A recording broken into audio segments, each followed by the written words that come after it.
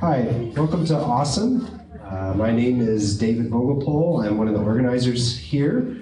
Helping me organize is Cecilia and Kelsey in the back of the room. So if you guys could give them a round of applause, I'd appreciate that.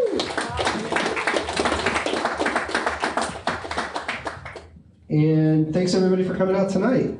If you didn't remember, Cecilia, could you go have them come down, turn down the speakers a little bit?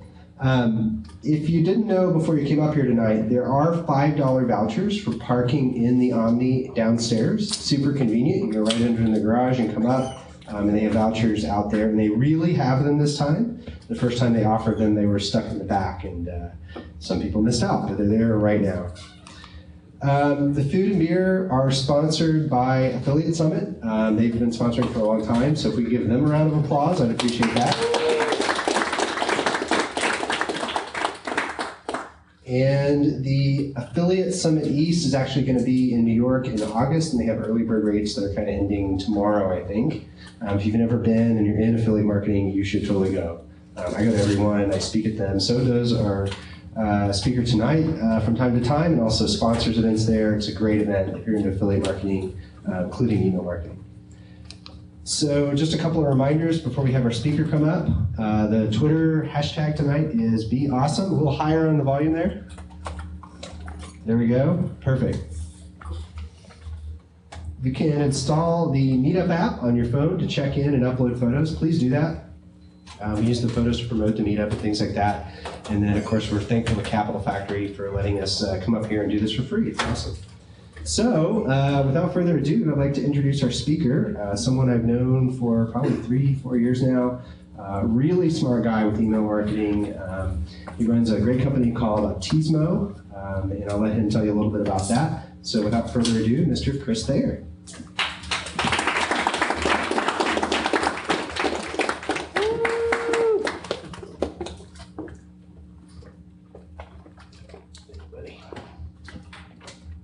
How you guys doing? Good. Good. Everybody have a beer? It's gonna make this a lot more fun if you do. All right, so my name's Chris Thayer. I'm the CEO and co-founder of a company called AUSOME Technologies. We are an email compliance and suppression list management platform used by a lot of your larger brand advertisers, affiliate networks, and ad agencies. We have roughly 300 plus clients currently, all running robust email programs and things like that. So what I'm going to talk about tonight is not going to be necessarily a training session on how to run email, but for those of you that are either looking at rolling out an email program, for some of you that currently work in email, I'm basically going to try to create some perspective on how to use the compliance aspect of email, which nobody really likes. It's the least sexy part of online marketing, I promise you. And explain to you how you can use a lot of those metrics that you get from compliance, from honoring unsubscribe requests, and from segmenting data to create offers that are better performing, that give you more deliverability, and equals better conversion. So,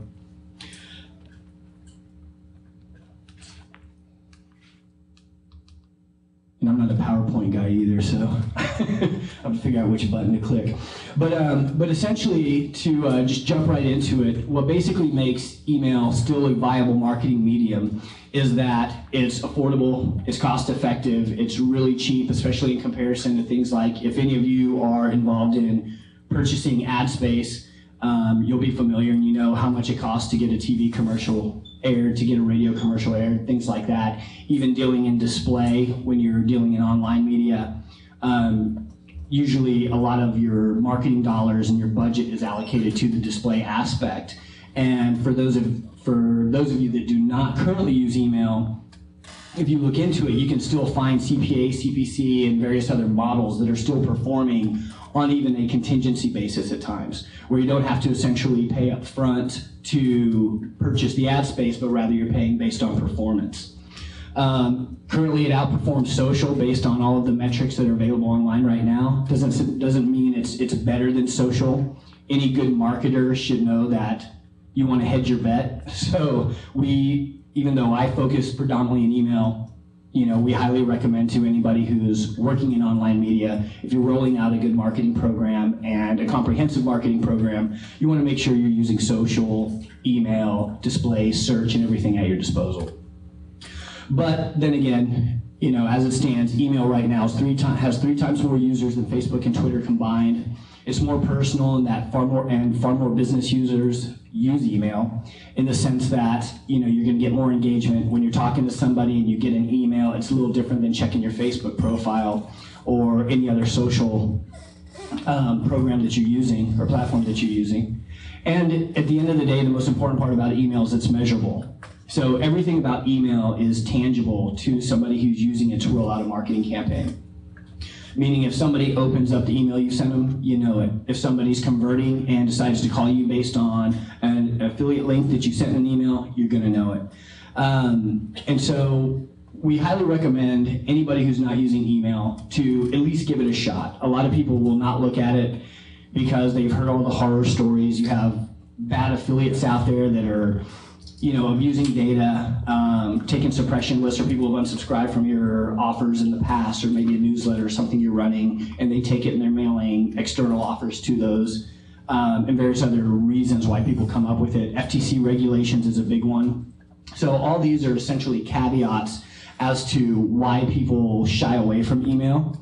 And we encourage people to go into it because with the FTC regulations being what they are, at the end of the day, there's, a lot of liability. You have $16,000 per email that's out of violation if you're not honoring and unsubscribe. You have failure to honor, misleading, subject lines, headers, various things like that, all make you subject to potential fines and stuff, so it scares a lot of people away.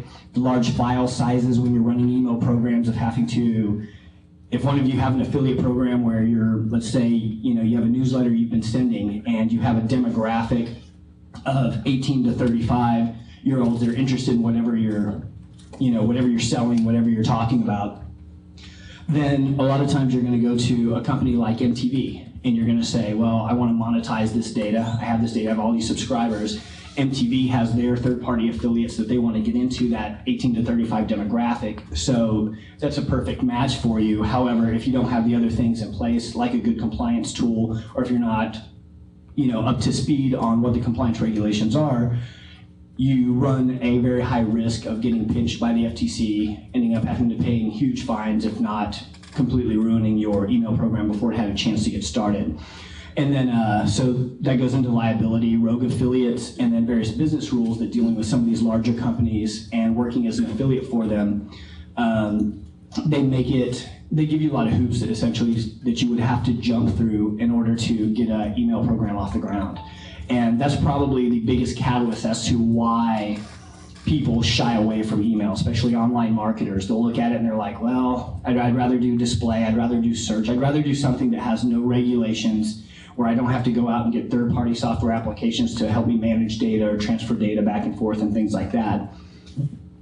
My answer to that is usually it's very short-sighted, because managing all of these processes is actually really easy, whether you're using a company like mine that where we do it for you and you're paying us to do it, or whether you're doing it on your own. It's very possible, and there is information out there on how to do it, how to process the unsubscribes and do it easily. A lot of the ESPs include it for free if you're doing smaller email programs and stuff like that. So basically, at the end of the day, as an email guy, I tend to tell everybody, yeah, everyone should do email.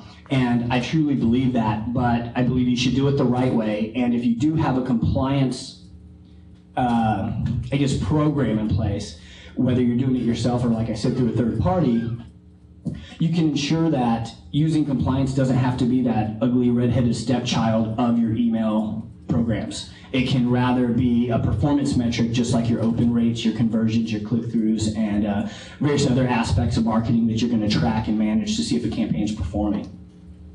So you could use email compliance as a measurable performance metric, and several of the ways to do that is one of them being segmenting data. That's probably one of the most important ones. An example of segmenting data on an email compliance side is, again, utilizing the 18 to 35 demographic for MTV. If you have a newsletter that any of you are running, or you're running a blog and your audience tends to be that 18 to 35 demographic, well, AARP is probably not a really good offer to send them. Nobody's interested, no one cares. But MTV would be. They would have other affiliate partners and offers that they want to send to that demographic that they're getting paid on, that they'll give you a cut on, and you can essentially email that to your newsletters or your subscribers for your blog or whoever you have on your list. Also segmenting based on if any of you are here and you sell multiple products. Not enough advertisers do this. A lot of people, advertisers or even networks and agencies, will tend to blanket whatever offer they have. If it is if they're representing a company that has an insurance offer, but they have health insurance, life insurance, homeowners insurance, various other insurance platforms, when somebody unsubscribes from one, if they were to plan it out before they rolled out these marketing campaigns, segment them out and brand them differently, well, then they would be able to process those unsubscribes in a segmented way, where if somebody unsubscribes from homeowners insurance, it doesn't mean that they're not a viable candidate for health insurance or something like that. Same works with lending and various other industry verticals if you have multiple products to offer or if you have multiple services. So we highly recommend segmenting data, also segmenting out existing subscribers from new acquisition opportunities. If you're sending out a bulk email campaign and you currently have subscribers that have already signed up for a service that you're offering or anything like that, you typically don't want to send them an acquisition type offer. You want to send them more retention-based email. So we highly recommend segmenting all of your suppression, all of your lists, even the lists that you're mailing to. That's going to better target your audience. You're going to get better conversions that way. It's going to make it a lot easier to see the return on investment from your email program, from the investment you're making in it. Also understanding why they opt out. Another thing we see typically when we go and talk to all of our clients, very few of our clients, or a small percentage I should say of the grand total, do not have any kind of preference center in place. And a preference center is typically once somebody comes in and they're unsubscribing from your offer or from your service or from your newsletter, your blog, it doesn't mean they don't want to hear from you entirely, necessarily. It might. They might be completely tired of all the junk you're sending them. But a lot of times what we found is when you give a individual or a recipient the option to go through a preference center and set up preferences for the email experience they want to experience with you, then you're not going to lose them as a subscriber entirely. They just want to see relevant data to what their interests may be. Knowing what they opt out from, knowing when they opt out, all of those all tie into the why, and being able to, again, segment all of your data. Because if you know what they're opting out from, again, if you have multiple services, multiple topics that you're talking about, newsletters or blogs, various other things, set up a preference center. You give them that option to kind of dictate to you as your audience what they want to hear from you, what they're actually interested in. And you'll find that when you do send offers to them, they're more likely to convert because you've paid attention to what their interests are. Knowing when they opt out, the reason that's important is because a lot of times we send certain messaging out to people via email, and you'll find that seasonally people react differently than they do other times of the year, or that a certain time of day you're going to get a better response than you are, midday when everybody's at lunch right in the middle of their work day. Not a good time to send any kind of email offers or email business communication, stuff like that, because at least speaking for myself, even I don't answer them. You can guarantee that if you send me an email between about 11 o'clock and 1 o'clock, you're not going to hear from me. I'm having a beer with my buddy for a little liquid lunch down the street. That's how we roll. But so picking and choosing the times when you're sending it, tracking and monitoring them after people ask not to receive email is really important. Another aspect of compliance that a lot of people ignore is their IP reputation. That directly affects the next bullet point, which is deliverability. If you don't have a good IP reputation and you're not tracking the various blacklists and other flagging mechanisms that exist out there online, from the IP address or IP block that you're sending your offers or your email communication from, it's never going to get to their inbox. They're never going to receive it. And I'll see a lot of email programs fall flat because they're assuming that the people are unresponsive, when the truth is it never hit their inbox. It went straight to spam, straight to a junk box, and things like that. It's very easy to run scans, check your IP reputation, and at the end of the day, make sure you're not doing anything that also naturally is going to negatively affect your IP reputation. But usually if you're a conscientious sender and you're sending email offers that people want to see, they've opted into newsletters and various things like that, they're going to be interested in what you have to say, what you have to send, and so on. So IP reputation is a big one, and just obviously getting seen, and that comes down to deliverability. Without deliverability, your email program doesn't have a chance to get off the ground.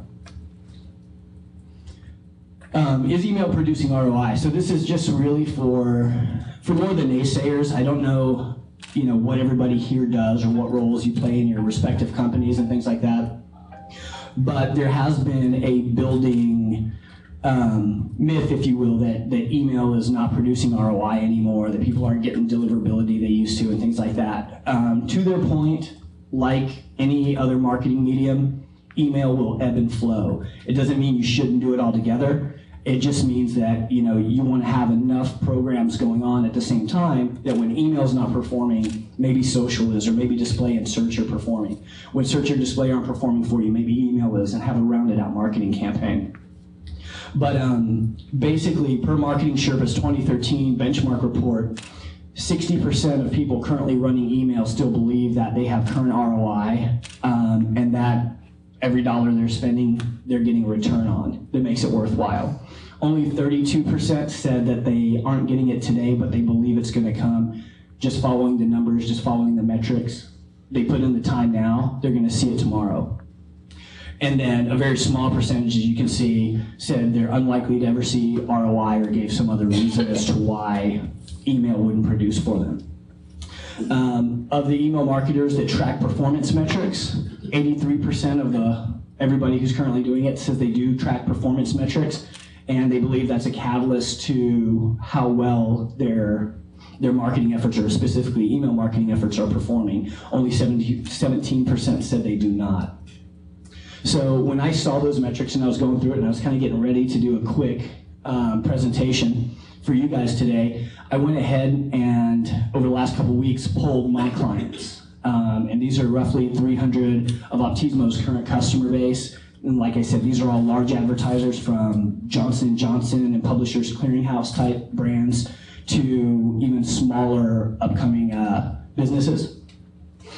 But 65% of our clients do not track compliance metrics for performance reasons. So they don't have an end-to-end understanding of how well an email campaign is performing. They don't even bother with it. They look at it as that necessary evil or that pain in the ass that they have to go through in order to run the email campaign. 32%, however, do utilize the compliance metrics, meaning when people are opting out, why they're opting out, and things like that of that nature, to get a better end-to-end understanding of how an email campaign is performing. And so what that told me is, as we went through it and evaluated it, we found out, well, these are all of our top performing customers. And by top performing, we're basing that on the volume of email traffic they're sending, the longevity of their email programs and how long they've been in play and how long they've been performing, the performance of them, meaning conversions and things like that, and deliverability, meaning how, are they being seen, are they visible? And of those, what was a neat stat for us was 28% of our top performing clients out of 300 all utilize compliance as a performance metric to know how well or how badly a program is performing. Only 4% don't care about it. They just still happen to be one of the performing networks or ad agencies. Don't really care about compliance all that much, other than it's necessary, they have to do it. But I thought those numbers were pretty astounding, that such a high majority all utilize compliance as a performance metric. Go ahead. Yeah, I'm just curious, after doing this analysis, do you see that 65% at risk versus 32% who would hang in there because they see the value you're bringing them? I really didn't cross-reference it with like our churn rates or anything like that and seeing any of those people go out of business necessarily. And a lot of those clients have been with us. I mean, we have a pretty low churn. I'd say about, you have some natural attrition of around roughly 15 to 20% that just of people that come and go for one reason or another. But what we did find, and what I do know, is that the biggest reason for people canceling services with us is they've stopped email. And what that tells me is that they wouldn't stop email, obviously, if they were getting a return on their investment. No businessman would. So chances are they backed out of email. I don't think the companies necessarily go away, if I'm understanding your question correctly, but I think they pull out of running email programs because they're not doing it right, frankly. Either the compliance aspect of it seems too cumbersome for them to want to pursue it, or they're simply not focused on the right areas, such as deliverability, such as IP reputation, and managing the other processes that are involved to do it, as well as a lot of times it can be finding the right partners to use. Because that's a big aspect of email as well, is identifying good partners, vetting everybody, putting everybody through the filters, and making sure that just because one company, one agency has a big reputation for being able to get great conversions and has a lot of volume that they're going to provide you with, doesn't necessarily mean that their list and their data is targeted to the offers that you're wanting to send also. So yeah, that's basically it. Anybody else have any questions on anything? In the back? The subject line and the offer, how well they're written, doesn't that make a pretty big difference in the ROI? It makes a big difference on whether or not it's going to be opened or not. Subject lines have a lot to do with it. Headers, all of your creative design, and various aspects like that are all going to contribute to how well an offer is received. From a compliance standpoint, in the area where I play, the subject line can't be misleading, things like that, because it makes you liable for a FTC suit and things like that if you're misleading your recipients. Green shirt. Well, two questions. I mean, misleading is an opinion, number one, right? I mean, and then number two, can you just speak about that, the IP thing and how you keep track of that? Keeping track of IPs? Yeah, and how do you know if it's misleading also? Because, I follow a lot of these internet marketers, and they might say, I don't know, I goofed, check this out, something like that. And, right, I mean, usually an advertiser or a network or agency, you're not going to run into trouble really with any of the regulatory agencies if this is a one-off scenario.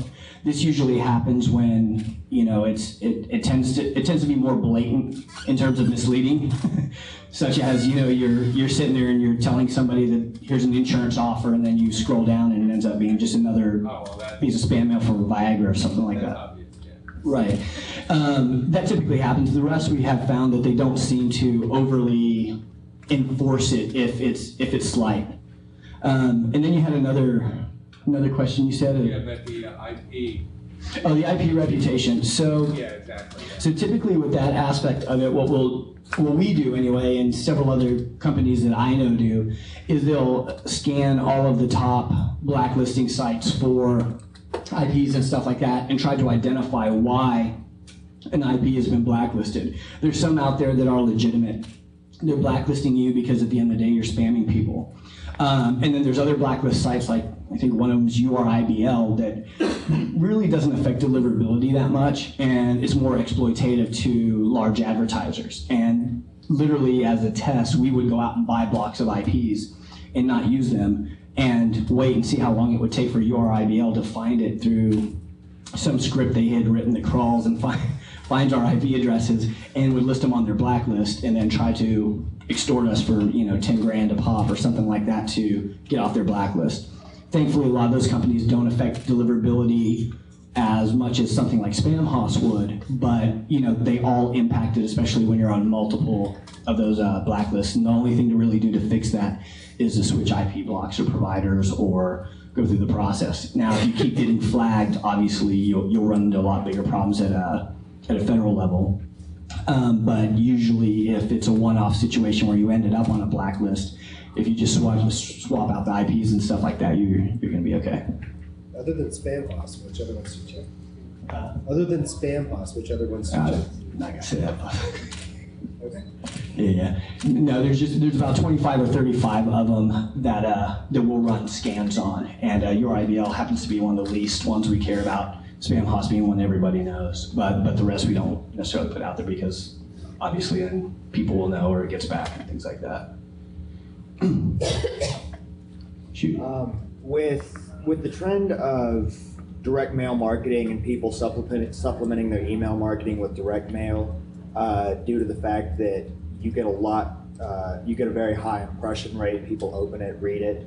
How do you optimize your email marketing to get that same, or get as close as you can to that same level of impression with it? I don't know if it ever is. I mean, the difference between email usually and direct mail is going to be volume. Yeah. So at that point, it's a numbers game. You would obviously want to have continuity within any of your marketing efforts and stuff like that to make sure your email, either your direct mail seems like a follow-up to your email or your email seems like a follow-up to your direct mail. I mean, that would be my recommendation. I'm really not a marketing guy as much as I used to be back in the day. I do more of the compliance stuff. That would be a recommendation, but even direct mail, even though you get the engagement, meaning somebody's going to open it because it came in their mailbox, again, doesn't mean they're going to do anything with it. Doesn't mean there's a call to action. And at the end of the day, the bad part about direct mail is you can't track anything. You're assuming they opened it. You're assuming they read it. You're assuming they're going to respond. So my question is actually different than his. My question was in regards to what resources you can recommend or put out there that we as individuals or marketers can use to either A, better track the compliance or ROI besides your company, of course, right, or supplementing to your company, our email marketing campaigns, and or simplifying that process of being able to track what's working and what's not when it's all said and done with our email marketing campaigns to our lists. Yeah, there's a lot of tracking platforms that come with affiliate tracking platforms out there. I was curious to hear which ones you Right, so like Cake Marketing or Link Trust, HitPath is another one. Those are three of probably the more prominent tracking companies. There's also Has Offers, which if you have limited budget, that's a low barrier to entry tracking platform, and they'll track a lot of that stuff for you, the pixel tracking and various other things that you're going to need to see what your open rates are, your click-throughs, hard bounces, various things like that. Also, some of your ESPs will provide some of those services and analytics as well. What we see more often than not is it's not so much hard to find a company that provides those analytics and those tracking services. It's really getting the clients to understand and the people that are rolling out email programs to utilize those metrics. They're there for a reason. And that's probably where we see more of the challenges is people use it, but they're only using a tracking platform to pay out a commission to their affiliates or track commission payouts. They're not really looking at the performance metrics on both that side as well as the compliance side. On that thought, what are some performance metrics to create categories to track of that you would recommend? Really segmenting them based on whatever you're offering is what I would recommend. You want to track all of the performance metrics. You want to know your open rates. You want to know your hard bounces. You want to know your click-throughs.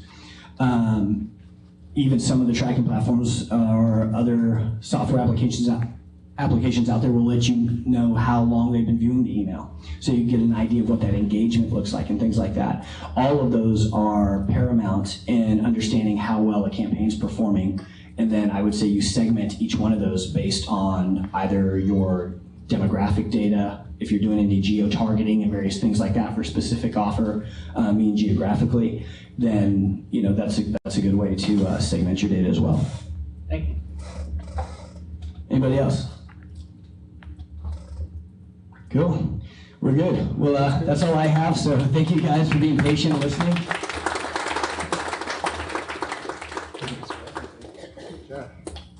Thanks, everybody. There's plenty of beer and food still in the back, and hang out and have some beer and get to networking. Thank you. Thank you.